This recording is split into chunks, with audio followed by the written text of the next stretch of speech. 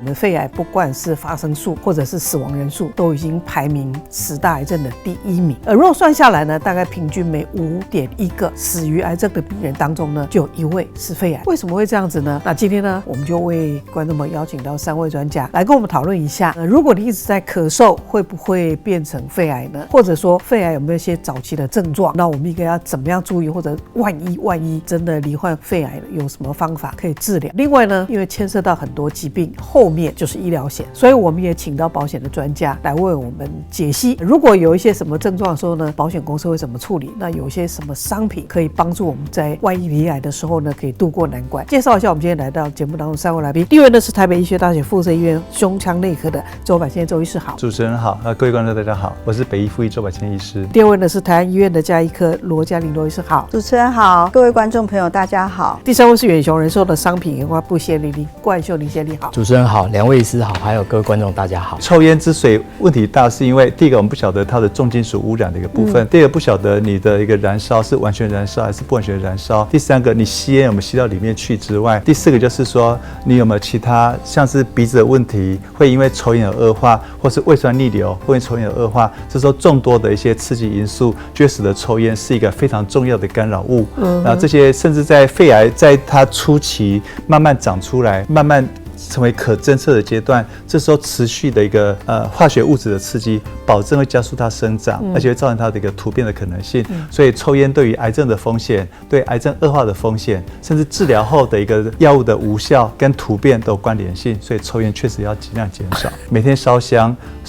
的时间，你在这个香糖的时间过久，一直吸进去，或者是说你使用了劣质烟，或者是你在烧香的过程中有开抽风设备但做得不好，或者是一边烧香一边吹冷气，这些部分其实都是造成这些香它的毒性有时候跟抽烟来讲不会低到哪里去。所以对于目前每天烧香拜佛的，有做早拜跟晚拜的话，或许环保香，而且减少支数，而且可能要加强抽风，这或许会能够降低这些一般的家庭行为所造成癌性风险增加的一个几率。回到这个观点来看的话，减少身体发炎，减少你的压力、氧化压力，还有避免补给这些癌细胞原料。所谓原料最重要，尤其包括糖分的部分，我觉得这个是很重要。然后最后就是提升免疫力。那讲到糖分的部分，很多人就是忽略掉一点，就是我们台湾有一个东西，其实要小心。就是水果，因为我们的水果其实蛮甜的，当然水果有很多的养分嘛，它有维生素啊、纤维素这些，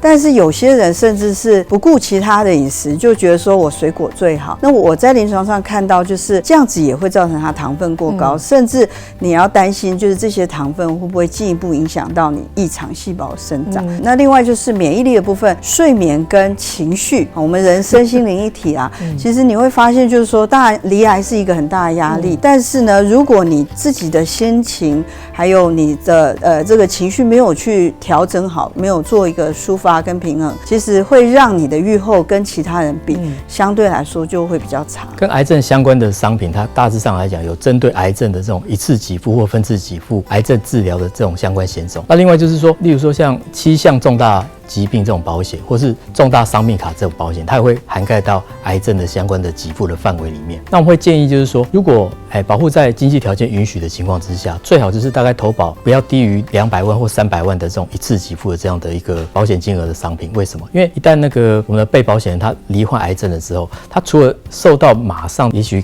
工作没有办法持续下去的一些经济的这个打击以外，其实他一开始他必须要付出去蛮庞大的医疗费用。像我们现在知道就是说，癌症的一些相关治疗动辄就是数十万甚至上百万的一些相关费用。如果他一开始的时候罹患癌症的时候，他能够有保险金来因应这个初期的相关的支付，那得到更精准的或者是更完善的治疗的时候，相对而言，除了医疗品质能够提升以外，他自己在面对癌症这抗癌的路上来讲，他心情也会相对而言比较有那个心力去对抗这个癌症，未来康复的机会也会比较大。所以我会建议就是说，这个一次给付的金额应该最好还是要买到300万以上。癌症治疗的部分的话，就根据个人的所需，那针对那种单项的部分的话，那可以再做一个补强。